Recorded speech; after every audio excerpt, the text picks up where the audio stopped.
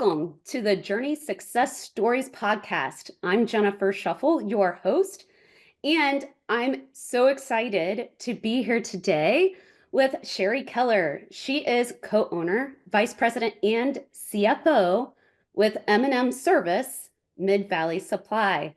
Thanks for joining us today. Thank you, Jennifer. So, if this is your first time on the channel, of course, be sure to like and subscribe because we want to give you guys notifications for future drops of the podcast. So, Sherry, welcome to the show. Big thank you for being here today. I would love for you to tell us a little bit about your background and who you are, but also tell us a bit about your business and what you guys do. Sure. So thank you for having me. Again, my name is Sherry, and I am a wife and a mom of four. And I'm also a business owner, co-business owner with my brother, Mickey. We're second generation. And we have our main headquarters is in Covington, Kentucky. We have 6 other branches. And I personally, as a second generation business owner, intended never to work for the family company. In fact, I graduated from the University of Kentucky with a degree in hospital administration and a minor in business and accounting. And so I did graduate as such, and I worked at the hospital, and I loved my career. And in 2001, my dad asked me to come on board officially. Obviously, as a family-owned business, I always lived it, breathed it, ate it, listened to it all the time. And so I knew it. And I worked there as a kid, answering phones here and there or whatnot, but never professionally. And so in 2001, that's when I came over and joined the M&M family. We were very small at that time, but and at the time, I really didn't even know if it was a good decision. It was just one that felt right. And now fast forward 24 years, it's the best decision I made. Oh, I love that. Yeah. So I know that you guys have had so much growth, and I know things don't happen overnight as much as business owners, we would love for it to happen overnight. But tell me a little bit more about that strategy and how you guys grew to having the 6 Yeah. locations from where you were in '01. Yes. So, and even back up further. So the company started in 1989 by my mom and dad. So dad was a service technician in this industry. By the way, the industry is petroleum equipment, service, construction, sales, compliance, environmental, and even now electric. So basically, dad had that strength. He was a blue collar worker, worked with his hands. He was a very good technician for another company. Mom was a stay-at-home mom, also of 4, and they took a risk. I think about it now, and I have such admiration for it because myself being a mother of 4 and a husband, and we have nice degrees that we can fall back on. Mom and dad really didn't, and they took a risk. Dad became the service tech, the owner, and mom helped him, just from a little office off their bedroom, doing invoices and answering phone calls. And from then, fast forward, they were so good at what they did. They cared so much. And they started hiring more service technicians, not many, a handful, I would say. And one of those included my brother, Mickey, who's the president now. And so they were given the opportunity in 2001 to purchase a distributorship in petroleum equipment. So there was a company that we always bought our products from to be able to service our customers. And at the time, the company that they were going to buy was so much bigger than them. They had only had knowledge in the service industry, and it was in multiple states. So it was a huge chunk to bite off. And that's, of course, when I got asked to come on board. It was such a risk. Though it was a great reward. Clearly, we're still here today, but it was a lot of blood, sweat, and tears. Making it through. It was a very difficult time for us, just financially, and learning a new business that we didn't know. We knew we were good at what we did when we did service, and we had to learn this new distributorship and sales and all the different branches that they had. So at that time, we ended up having, I think we were at about 3 branches at that time. But like I said, we were always sort of battling an uphill battle just to understand and learn and coming from behind. But I think because of my parents' work ethic and their kind of fortitude of saying, this has to work. There's not another option. It has to work. They didn't have anything else to fall back on. And so I think then since that time, Mickey and I officially bought the company 8 years ago. So I think it's been 2017, is my math correct? 2017, Mickey and I officially bought the company. Mom and dad fully retired, and leading up that way, Mickey and I had been running the company anyway, but after we bought it, we quickly started growing. And it was a strategy for us, and primarily because a lot of our competitors in our industry were being bought up and or consolidating. There's a lot of private equity in our industry and things like that. So really part of it was just being relevant, and being relevant also as our customers joined forces and became larger. We had to kind of keep up with that so that we remained relevant and that they could look at us as a partner, not someone that was too small to take care of them, quite honestly. So it's a strategy of growth that we enjoy, but it was also a strategy of survival, to be quite honest. Right. Mhm. Well, and even the environment and your space has completely changed because you've gone from petroleum to now, okay, electric vehicles too. So even trying to be on the front end of that and being competitive, not just in the market, but financially, that's huge. So Yes. what was that like in order to go from, the tried and true to, I don't know, this is this whole new thing that's coming out. It's like, what was that even like? So I think it's just how you described it. It was kind of like that. We always maintained that petroleum equipment and petroleum fueling was our bread and butter. It was where we started, so we still maintain that today. But what we recognized was that there is a need and a want for electric vehicles. And so we just felt like, we're not just fueling by way of gas or diesel, we're fueling whatever method that is. And whether it's electric slash energy, or whether it's even futuristic, hydrogen, or there's all kinds of things that may be upcoming.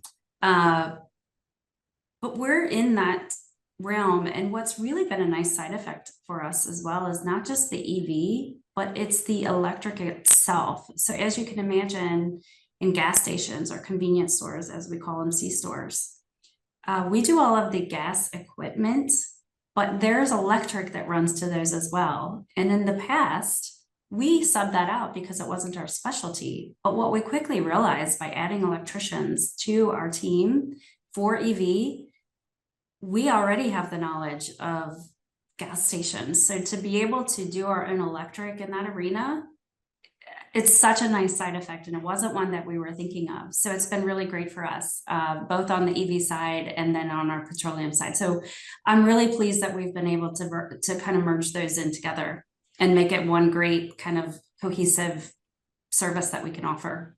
Yeah, I love that so much because it's also easier to, have your own employees and do, different jobs and be out in the field versus having to rely on some others because their standards might not be as high as yours Mhm. and even their care. Like, because Absolutely. are they truly in it to win it like we are? Mhm. Mhm. So it's a very different Correct. concept. So, with all the modifications over the years, because we've developed and grown, how do you see yourselves maybe 5, 10 years from now? Mhm. So, as I mentioned, a lot of we have some great friendly competitors in our industry. A lot of people in our industry started out just like we did. They had primarily a dad who had a skill, and they grew it. And a lot of us are in second generation, which is right where Mickey and I are. I think what's unique for us and what we're looking forward to in the future is that we are a large company and a large presence in our region, especially, but even nationally. Yeah. And in addition to that, we are still privately held. We're still maintaining a family feel. Yeah. That is how we started. And I'm really proud to say that because there are opportunities every day that, we could merge or sell. And, maybe that's right one day. But for now, I like to think of myself as young enough that I want to keep working for quite a while. And I just think we have such an amazing team that we can continue to grow strategically Yeah. but that we don't really have to when we're not ready. So I think that that's our strategy for 5 to 10 years, honestly, is just carrying on with what we've started, enhancing it, making it a better experience for our employees and for our customers. And who knows what the future holds? Like I said, I mean, EV was the latest and greatest, and it's still out there and still available. But there's so many other things that are in the pipeline that I think is really exciting. And I can't pretend to speak to them. I'm not the expert in developing any of those. But there are other things that I've heard about that, just with the whole energy and, green environment and things like that, we're always open to what's coming down the pipeline next. And if it's going to be the next best thing, or if it's going to be better than petroleum, that remains to be seen. But Right. that's really our strategy for the next 5 years. I think 10 years is hard to look out to, but 5 years is sort of where we kind of focus within those 5 years, and that's where we're at. Awesome. So, if you had a little bit of magic dust and you could just sprinkle it over a particular spot in the business, what would you sprinkle it on in order to really get you guys leaps and bounds to that 5, 10 year plan? That's a great question. I would say that as we've grown, and because we're in multiple states and we've grown in services that we provide, I would say really great communication within our industry, or excuse me, within our company is really where the magic dust would fall. I think that we have great ideas and we have great employees, and our employees have great ideas. I think pulling that out of our team and pulling it out of what's in my head or in Mickey's head or any of our leadership's team's head, pulling that out, communicating that amongst each other, and seeing where we can take that would be really exciting.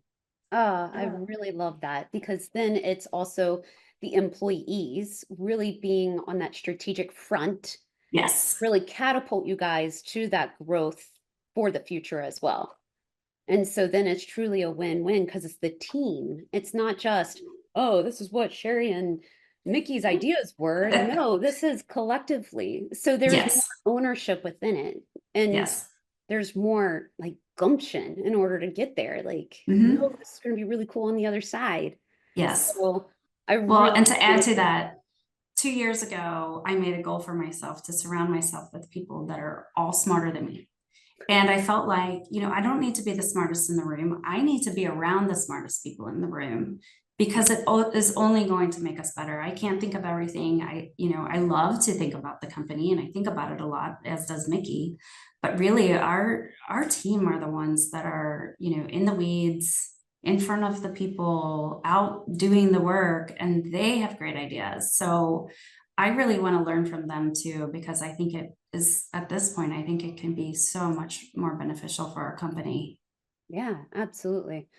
And there is something to be said for everyone that you hire is smarter than you and to Yes. yourselves.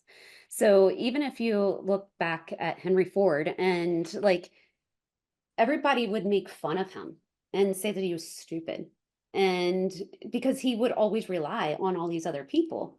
No, it's brilliant because It you is can brilliant. know so much. And Right. so having people to be at the front end in order, depending upon the what, having these people go out and to be able to do things absolutely brilliant and not being shy about that, knowing your Right.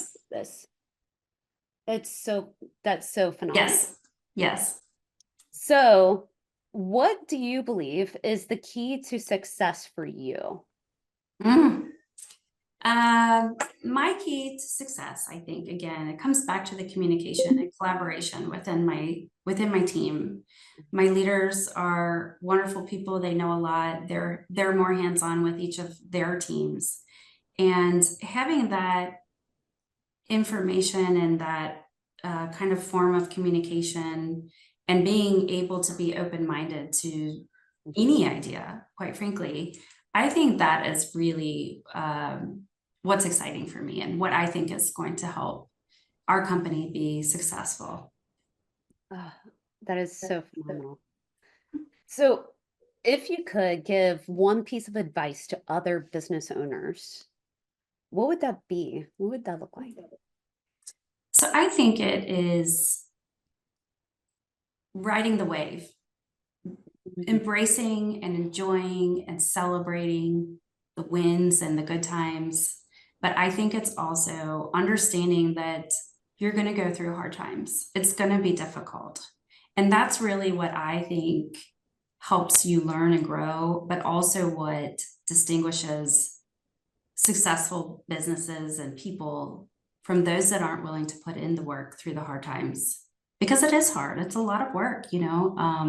Owning a business is not just uh, saying, here, you do this, you do that, you do the other, and everyone takes all of your work away from you. It's really just the thought process and the fortitude and the endurance to get through and ride it through to the end. And I would say that is my biggest advice to any business owner, is maybe ride the wave and enjoy it when you can.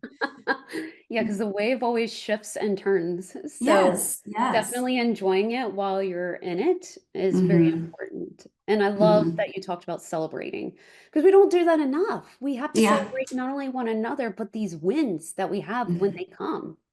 I agree, because I think you're expected to have the wins if you're in Mm, a successful company, or you're in a certain, I don't know, if you're a certain person, you're expected to win. And that's what people see from the outside. They see the winning. And even on social media, they see the winning, they see the great, beautiful pictures. But it's all the moments in between that get you that win. And I think that that's what people maybe not recognize for business owners. They just think it's easy and that, you know, it's just the way it's supposed to be. And yeah, you're supposed to win. That's why we're here. But you're going to go through a lot of more than the easy parts to get there, for sure. absolutely. So if I were to narrow down who your ideal client would be so that then I can promote the business even more and get some more revenue and some really great stuff, who would that be? What would it look like? Yeah. So primarily, again, going back to our bread and butter of being a petroleum equipment company, our primary customer is a gas station. We call them a C-store or convenience store. Those are our primary clients. The other people that we serve are municipalities, uh, anyone, say fleets, anyone with a dispenser or a tank. So that can even be individuals. We do still serve some individuals that have old heating tanks and things like that. Interesting. So airports, we're excited because we have a new job going on at the CVG airports. We're really excited about that. We're hoping that that expands beyond CVG. But yeah, so anything, any place that has a dispenser or a tank, and now even we can expand from there with our electrical. So we can go into really any retail, anywhere that wants an EV charging station. Again, municipalities are great for that with grants and things like that. So we have a wide base now, since we have expanded our services. We used to be primarily just in C-stores, but yeah, we actually have a wide base now of people that could utilize our services. Oh, that's awesome. I love that. All right. So, for a couple of rapid fire questions to keep it fun, Okay. what is a book or podcast that you're reading or listening to right now? Well, I love podcasts and I listen to them every morning, and I do switch them around. Right now, I'm really hooked on Mel Robbins. I love Mel Robbins' Yes. podcast because they're so educational and she always has on experts. And I just love it. It's really great information. And to be honest, I do read. I love to read. I love to read books for me and not necessarily learning books for the company, which I know is probably not the right thing to say here. But I do love Kristen Hanna. She's a great author. So she's my favorite author. So right now I'm really into Mel Robbins podcast and Kristen Hanna books. No, that's phenomenal. I love like even going out onto Instagram and seeing Mel, like the different, Yes, and they're just like she's little amazing. snips. I just I sit know. just die laughing. I'm like, oh my gosh, she's so it's funny. And the way that she even looks at things, I think is just Yes, entertaining within itself. yes, yes. So I'm So, really into sort of when it comes to Mel Robbins, I just think it's sort of the self-help, and mhm. it covers everything from personal things all the way to work things. So I feel like I get a nice, well-rounded podcast there. Yeah, yeah, no, I agree. So, what are you finding most inspiring today? Most inspiring to me, I think, in addition to my children and my husband, my kids work really hard. I think that there's a lot of pressure on kids these days to be perfect at everything. They're always in the spotlight. I hope that the work ethic that I show them and that my husband shows them is beneficial to them. So I'm inspired by their ability to be in the spotlight so much and to handle it all fairly well. But also, I'm inspired at my work by our employees, honestly. I do feel that we are such a family feel. And as we've grown, I don't know that all of our employees feel that way. I can speak for myself and for Mickey. I know that that's how we look at it. But to see them every day working so hard and coming together, and like I said, they're creative, very smart. Our technicians in the field are working in all weather elements 24/7. It's really impressive. And to me, that's really inspiring. The fact that they're willing to do that and go out every day and work for our company, that inspires me to work harder to make it better for them and for our customers. Yeah, I love that because even watching the kids and seeing employees grow and develop, Yes, it's just so astounding. And it just really helps with why we do what we do. exactly. I love And it. yeah, it's just so phenomenal. All right, so before we go into our fun question, share with our audience how they can follow you, learn more, and contact you.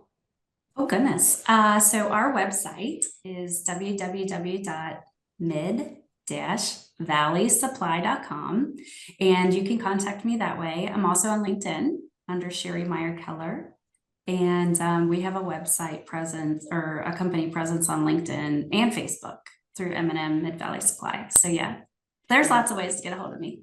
I love it. Well, thank you, thank you. So the fun question, let's see, what do we want to make it? How about we do, who was your first celebrity crush? Tom Cruise.